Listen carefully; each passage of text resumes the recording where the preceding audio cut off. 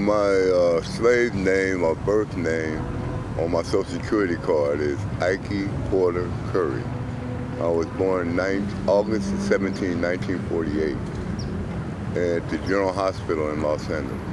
As a kid in 48, that's all I can remember is the Pueblos. Holmes Avenue was the only school that a black teacher could get a job. It was, 1910 on, so it was the first school that had the first black principal, all that.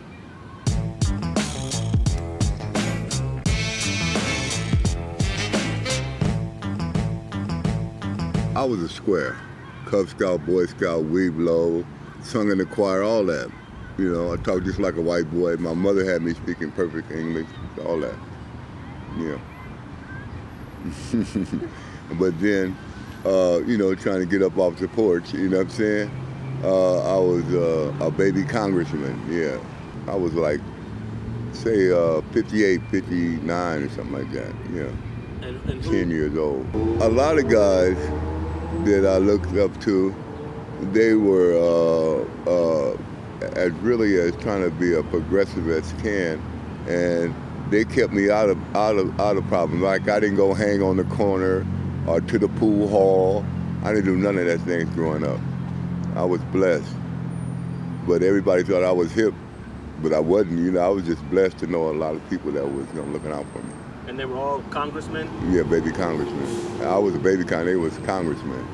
So congressmen, like all the gangs you know about in Los Angeles, like the Businessmen, the Slausons, the 20s, the Vikings, all of them is from the Pueblos. Do you remember any white gangs around during your years? Yeah, they was called the Spook Hunters. You know what I'm saying? And they had black people who were looking out for them, but they was called the Spook Hunters. And what were they about?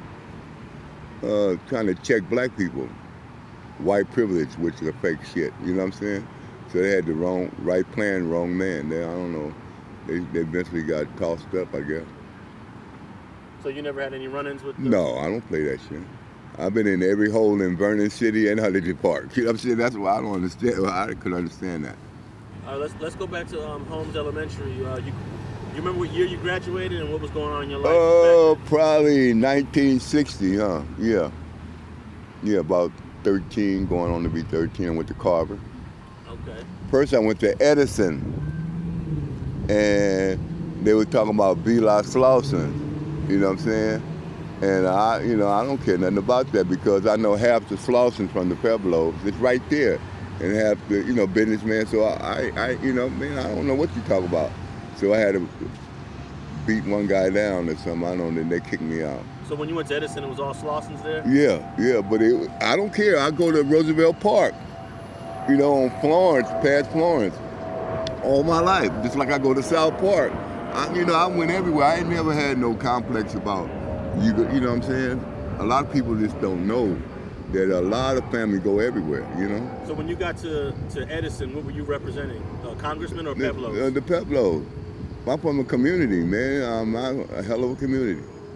Now, eventually, the congressmen, they died off, or? Moved out. When they knocked where black people can live after 65, everybody moved. People my age, like, they're doctors and lawyers. I had a partner, to give you an example, when I went to Compton High School, now, it was a lot of guys from the Pueblos at Compton High School. They had moved out, bought homes and stuff. And Ray Williams, all coast linebacker. Ray Taylor, he's a Dr. Taylor now. Yeah.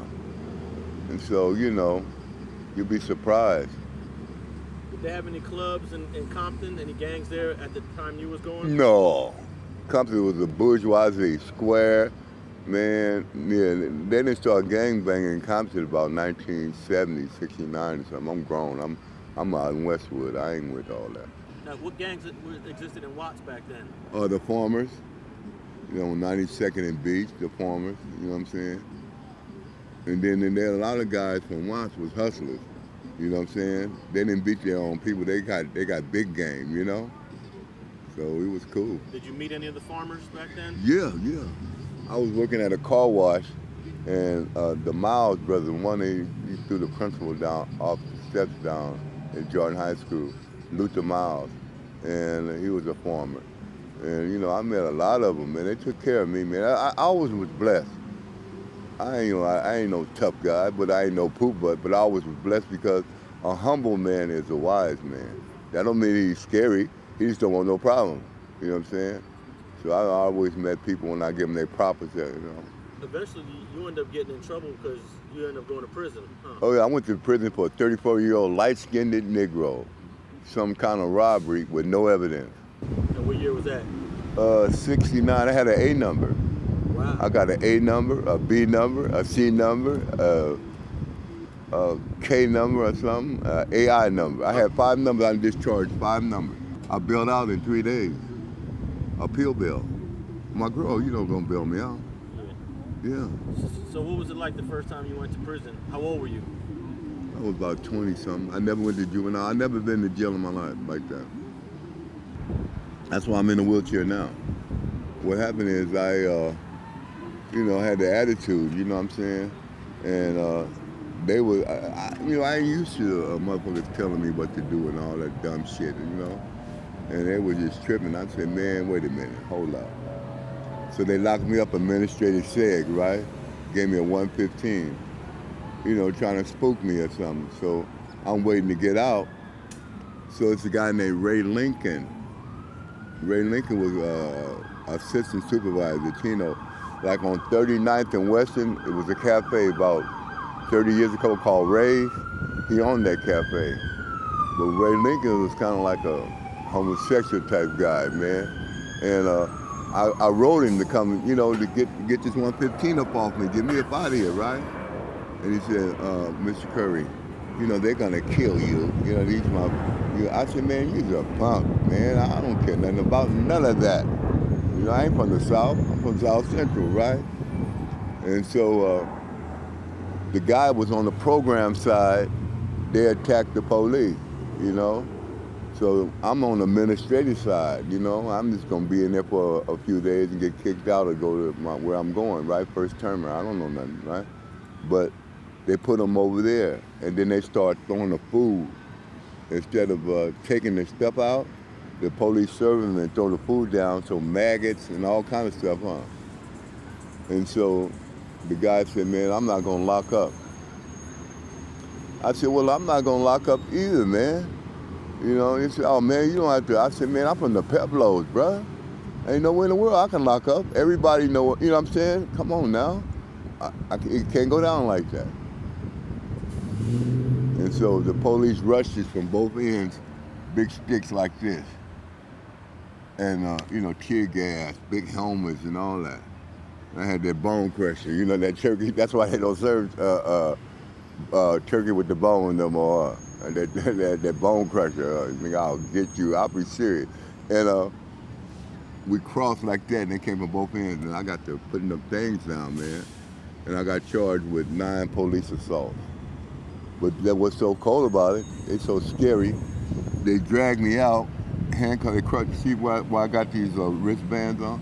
They crushed my wrist, look at this. And he said, turn him over, bust his kneecaps. Now I'm chained up, mind you. They turned me over, bust my kneecaps. Thanks for watching StreetTV.net. If you're not subscribed, please hit that button below and click the bell to receive alerts and notifications. Like and comment below to give us your feedback, and be sure to watch the 2 related videos to the right. If you want to support this platform or follow us on social media, visit the links in the description and listen to our weekly podcast, The Gangster Chronicles, every Thursday. And thanks for watching StreetTV.net.